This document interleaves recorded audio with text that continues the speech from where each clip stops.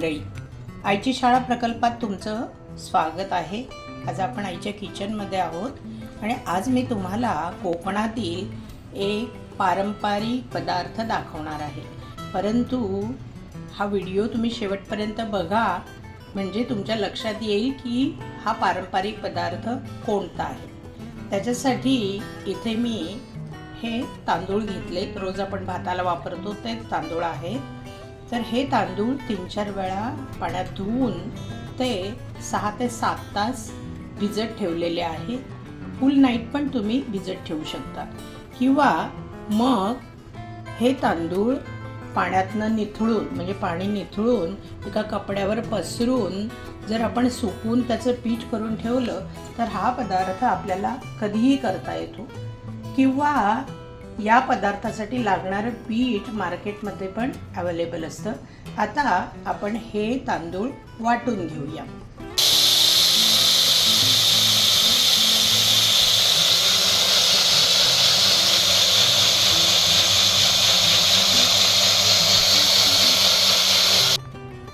हे बघा, हे तांदूळ थोडं पाणी घालून मी वाटून घेतलेलं आहे।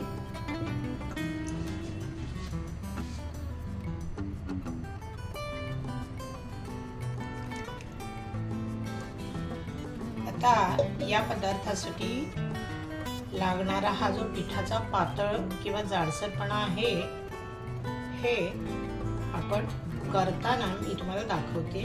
बघा, आता हे पाणी घालून एवढं पातळ मी केलेलं आहे।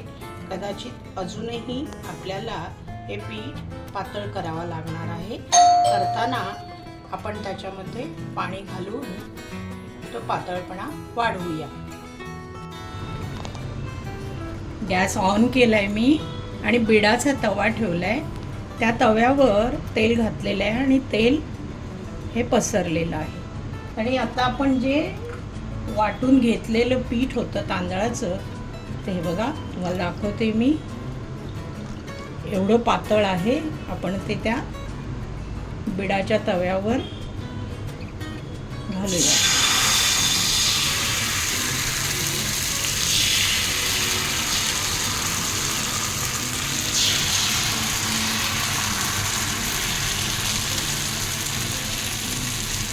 याच्यावर 1 मिनिटासाठी झाकण ठेवूया। हा बघा, आपला घावन तयार झालेला आहे आणि हा परतण्याची गरज नाही। हे बघा, तुमच्या लक्षात येईल। हा आपण आता आपल्या डिशवर काढून घेऊया आणि या पद्धतीने बाकी सगळे घावन करून घेऊया। आताच या घावनचा आणखी एक प्रकार मी तुम्हाला दाखवते।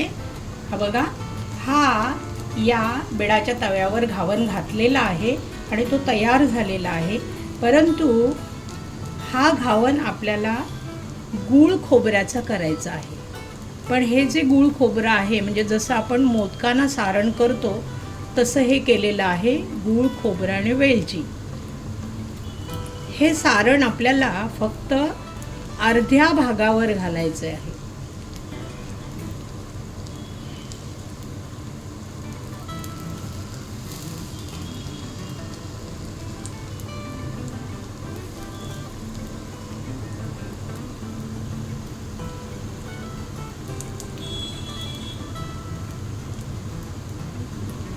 अशा पद्धतीने अर्ध्या भागावर घालून उरलेला जो अर्धा भाग आहे हा आपल्याला परतून त्या राहिलेल्या सारणाच्या अर्ध्या भागावर उलटा करायचा आहे। हे बघा,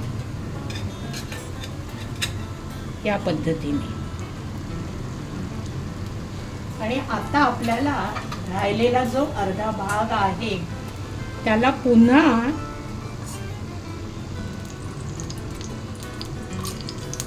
तेल लावून त्या अर्ध्या भागावर आपल्याला त्या घावनाचा दुसरा कप्पा घालायचा आहे। दाखवते मी तुम्हाला।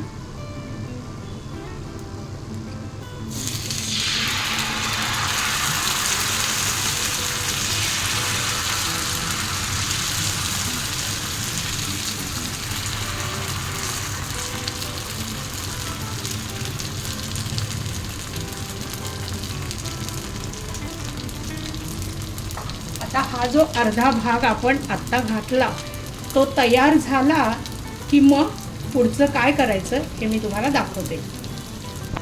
आता या नवीन घातलेल्या भागावर आपल्याला तेच गूळ खोबऱ्याचं सारण पसरायचं आहे.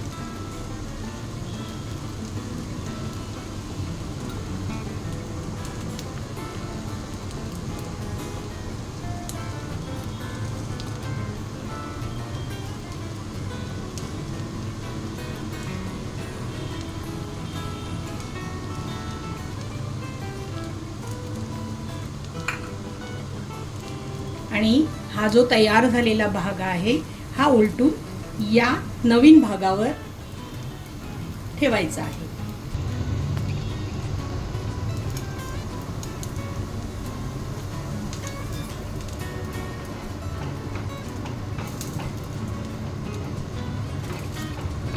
हे बघा, अशा प्रकारे आपण या घावनाचे 2 कप्पे केले आणि अशाच प्रकारे आपण अनेक कप्पे सुद्धा या गूळ खोबऱ्याच्या घावनाचे करू शकतो.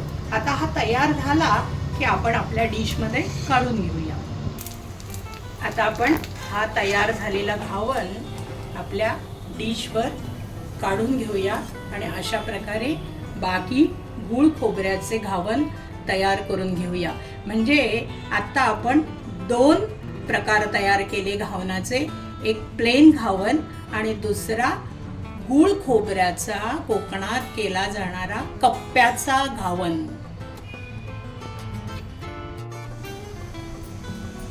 हे बघा मंडळी, आपले कोकणातले पारंपरिक तांदळाचे घावन हे प्लेन घावन हे बघा तयार झालेले आहे.